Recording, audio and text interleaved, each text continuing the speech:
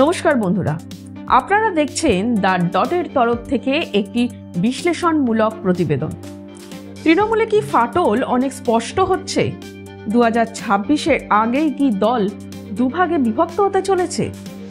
The dot চ্যানেলে আপনাদের সবাইকে স্বাগত। তৃণমূলে কোন্দল, এই বিষয়টা যেন চন্দ্র সূর্যের মতনই সত্যি। গোষ্ঠী কোন্দল, যুব বনাম মাদার টিমের ঝামেলা, এসব দেখে ফেলেছে রাজ্যবাসী। তাই রাজ্যবাসী এখন আর এইসব ছোটোখাটো ব্যাপার নিয়ে মাথা ঘামায় না। আসলে তৃণমূলের দলবাজি, গোষ্ঠী কোন্দল, এলাকা দখল এসব সারা বছর ধরেই চলতে থাকে। কিন্তু যেই কোনো ভোট আসে অমনি কোথা থেকে কি হইয়া গেলর মতন সব এক জায়গায় হয়ে ভোটটা কিন্তু ঠিক উতরে দেয়।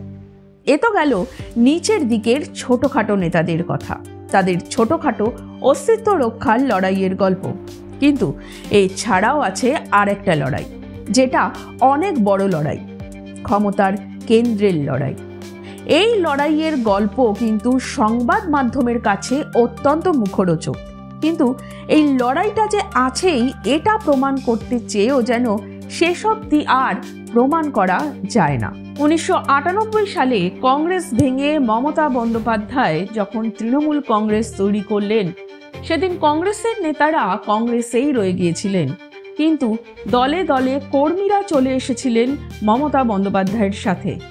পরে ধীরে ধীরে তৃণমূল কংগ্রেস লড়াইয়ের ময়দানে এগিয়ে গিয়েছে, আর সেই লড়াইয়ের ময়দানে কর্মীদের মধ্যে থেকেই বহু নেতা উঠে এসেছে।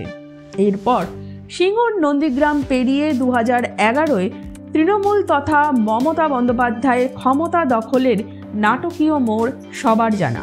1998 থেকে 2011 এই পুরো লড়াইয়ে মমতা বন্দ্যোপাধ্যায়ের পাশে ছিলেন এই নেতারাই।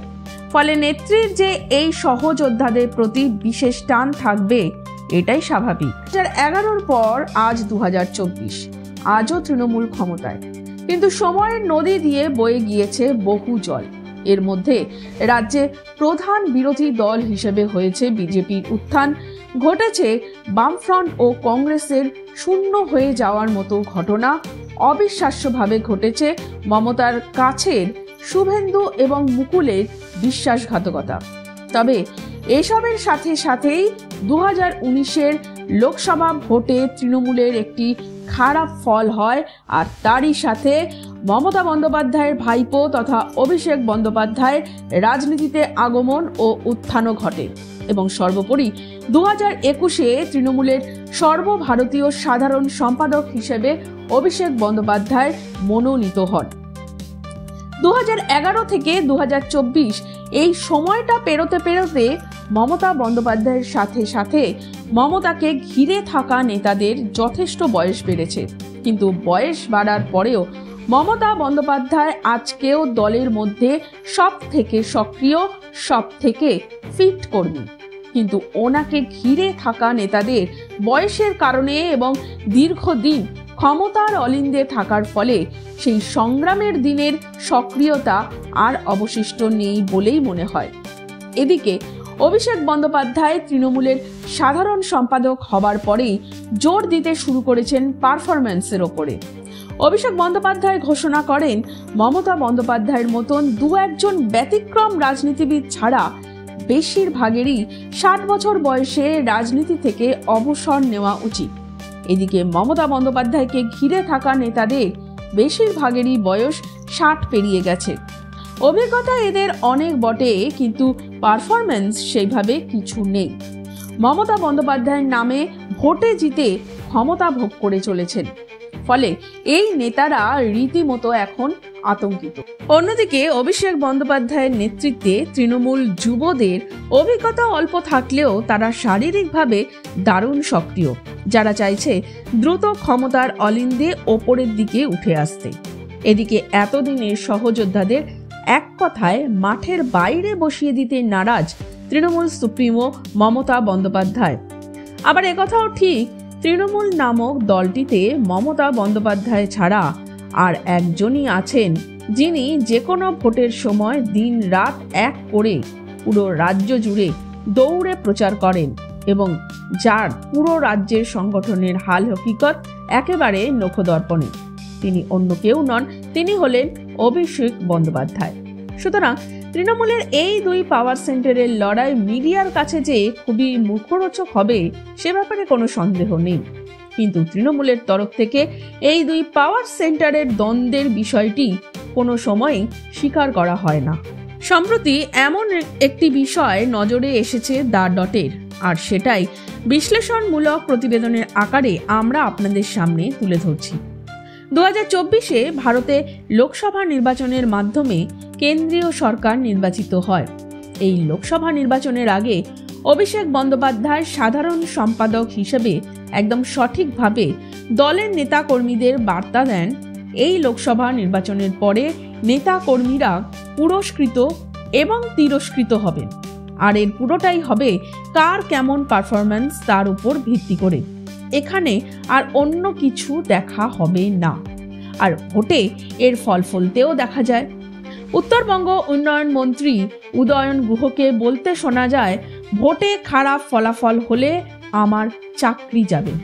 এর ফলে কাঁধে কাঁধ দিয়ে লড়তে দেখা যায় উদয়ন গুহ এবং রবীন্দ্রনাথ ঘোষকে, যার ফল দীর্ঘদিন হাতছাড়া থাকা কুচবিহার আসনটি তৃণমূলের ঝোলায় আসে। কেষ্টমণ্ডল ছাড়াও বীরভূমের ফলাফল অন্যান্য বারের থেকে ভালো হয়। 2019-এর লোকসভায় তৃণমূলের খারাপ রেজাল্ট 2024-এ পরিবর্তিত হয় ভালো রেজাল্টে। অভিষেক বন্দ্যোপাধ্যায় তার কথা রেখেছেন।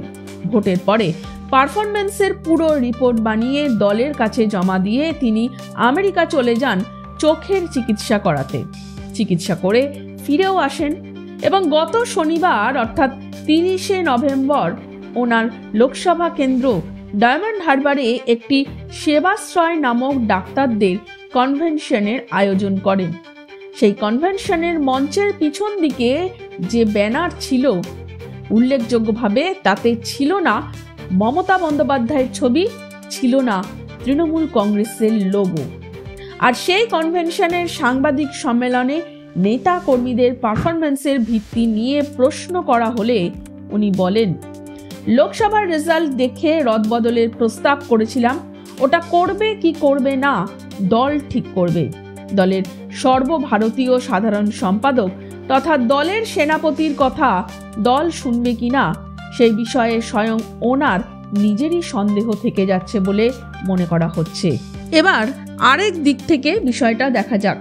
গত সোমবার অর্থাৎ 2রা ডিসেম্বর বিধানসভায় নওসার আলী কক্ষে সুব্রত বক্সির উপস্থিতিতে তৃণমূল সুপ্রিমো মমতা বন্দ্যোপাধ্যায় বিধায়কদের নিয়ে মিটিং করেন। শোনা যাচ্ছে সেখানে তিনি নাকি বলেছেন, অনেকে বাইরের অনেক কথা বলছে, কে কি বলছে তা নিয়ে ভাবার দরকার নেই। এখনো আমি দলের চেয়ারপারসন রয়েছি, শেষ সিদ্ধান্ত আমিই নেব। সুব্রত বক্সি দলের রাজ্য সভাপতি, আমিও সুব্রত বক্সি দল চালিয়ে নেব। আগামী দিনে দলের সব কর্মসূচি সুব্রত বক্সি ঘোষণা করবে বলে জানা গিয়েছে। তাছাড়াও ফিরহাদ হাকিম বা অরূপ বিশ্বাসরা কিছু ঘোষণা করলে সেটা মমতা বন্দ্যোপাধ্যায়ের কথা বলেই ধরতে হবে। এর মধ্যে কোথাও কি কিছু খুঁজে পেলেন বন্ধুরা? সর্বভারতীয় সাধারণ সম্পাদক অভিষেক বন্দ্যোপাধ্যায় কোথায়? কোথায় গেল তার পারফরম্যান্সের রিপোর্ট? এবার শেষ তথ্যটা দিই। 2019 সালে লোকসভায় খারাপ রেজাল্টের পর অভিষেক বন্দ্যোপাধ্যায়ের কথায় আইপ্যাক নামক এক সংস্থাকে তৃণমূল ভাড়া করে। অভিষেক বন্দ্যোপাধ্যায় অনেকটাই নির্ভর করেন এই সংস্থাকে। বিধায়কদের মিটিংয়ে মমতা বন্দ্যোপাধ্যায় এই সংস্থাকে কোনো রকম তথ্য দিতে না করে দিয়েছেন। এই দেখে শুনে অনেকেই কিন্তু ভুরু কুঁচকেছেন। অনেকের মনেই প্রশ্ন, তাহলে কি ভাঙন আসন্ন?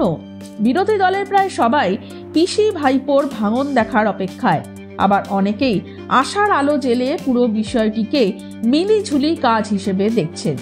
আপনারা কিভাবে দেখছেন এই বিষয়টিকে তা অবশ্যই কমেন্ট করে আমাদের জানান। প্রতিবেদনটি ভালো লাগলে লাইক, শেয়ার এবং চ্যানেলটি সাবস্ক্রাইব করে নেবেন অবশ্যই।